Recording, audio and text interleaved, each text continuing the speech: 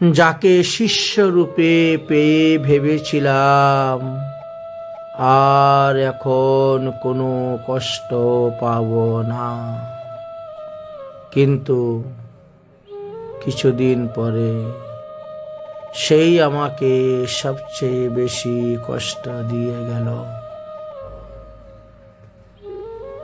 অনেক টাকা পয়সাও নিয়ে গেল, বদনাম দুর্নাম ছড়িয়ে গেল। এই জন্য মহাজনগণ আমাদেরকে সাবধান করছেন, কারো উপর ভরসা করিও না। ভরসা করতে হয় ভগবানের উপর ভরসা করো, ভালোবাসতে হয় ভগবানকে ভালোবাসো। কারণ জীব তো স্বার্থপর, তারা স্বার্থের বিনিময়ে কি না করতে পারে।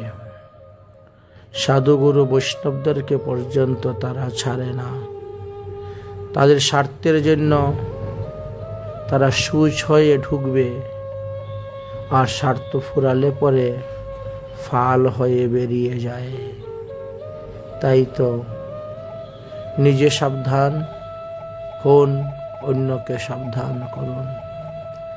এই জন্য কিছু কিছু মহাজনগণ তাদের নিজের জীবনের অনুভবের কথাগুলা তুলে ধরেছেন।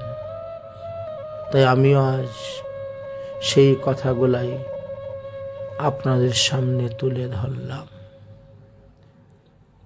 দেখবেন আপনাদের জীবনে যেন এমনটা কখনো না হয়।